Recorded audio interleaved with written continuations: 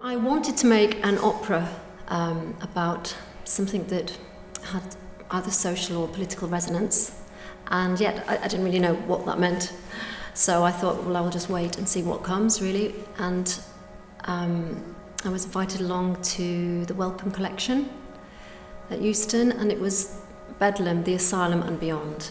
And there I saw a couple of Mary's samplers and a little bit of blurb next to them. And that was it. I just knew that was the story that I wanted to tell.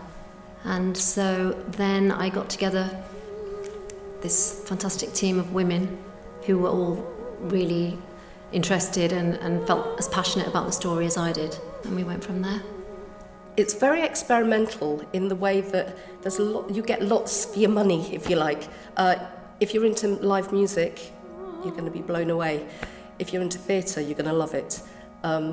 If you're into opera, you're going to be wowed. And if you've never been to opera before, you're going to have the chance to see something quite extraordinary. And all of that has been brought together by this one woman's story, a story that we only knew about through seeing her samplers, and that's all we know about her. And so you're finding out, yeah, the incredible details of this woman's life.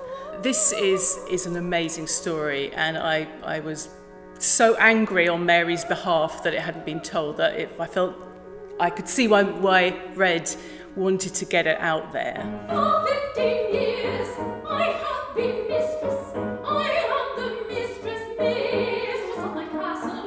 You do not own me, you have no hold.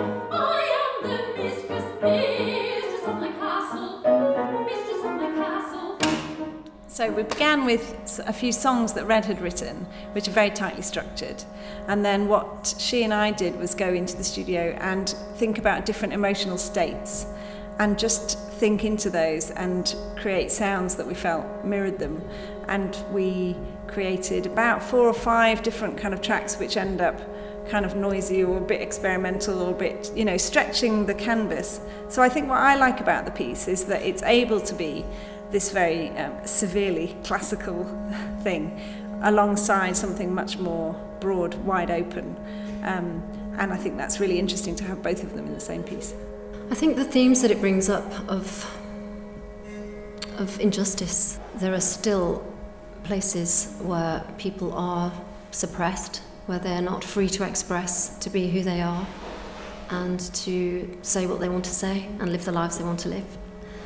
And it's important that we try to make a stand, and we have a voice, so we should use our voice. Mary didn't have a voice, and I think for those who do have a voice and those who do have a platform for it, then it's important that we, through that we empower other women to tell their stories.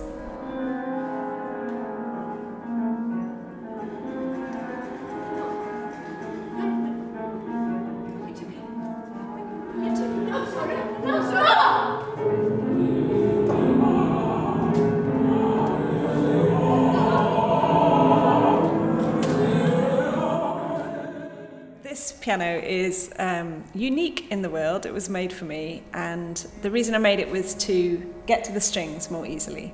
So it's an unusual shape, and I think theatrically it works really well because you get sort of affronted by the entire of the inside of the piano. So it's a big object, but also its frame at the back is black and metallic, so you get this real contrast. It's a big structure, so it gives us room to play. It's a frame that she can stand on. It's basically a bit of set. It has unusual characteristics. You see in one of the scenes that it goes lopsided, and so it's nicely mirroring the sort of journey of Mary as we understand it, from music mistress to in an asylum, and you get that journey of the classical grand piano and something else. So yeah, seems well suited.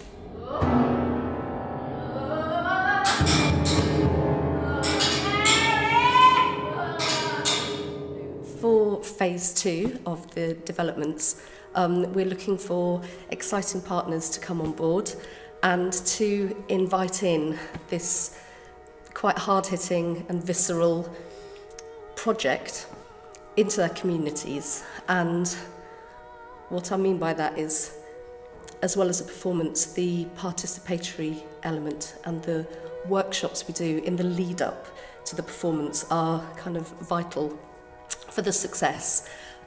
So developing on our workshops that we did in Wakefield with local women and girls, we would like to offer that to all the different towns and cities and communities that we work in, and developing on the brilliant creative embroidery workshops that Nicole Shui gave us for this time.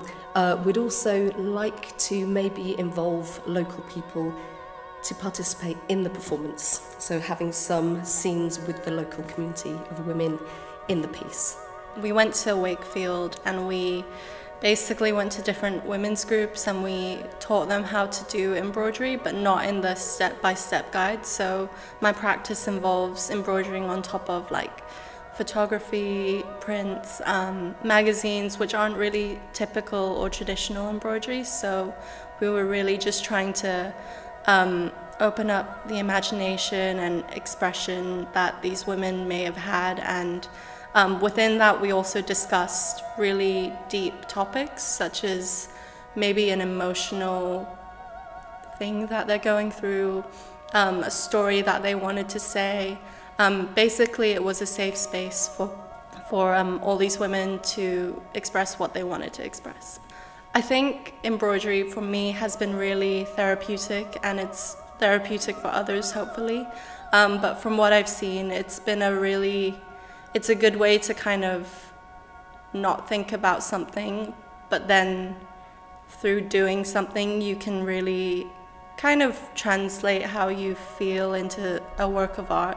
Every time we tour this work, we ideally would like to be able to set up an installation which shows all of the material we have used to create this piece. I think it's quite important that the audience are able to find out a little bit more of Mary's story before seeing the performance. And also with the installation, we would be doing free workshops in creative embroidery, and they will be able to add their work to our growing banners, which you'll see shortly, made by Nicole, where everybody's work is kind of celebrated in a big banner of their town.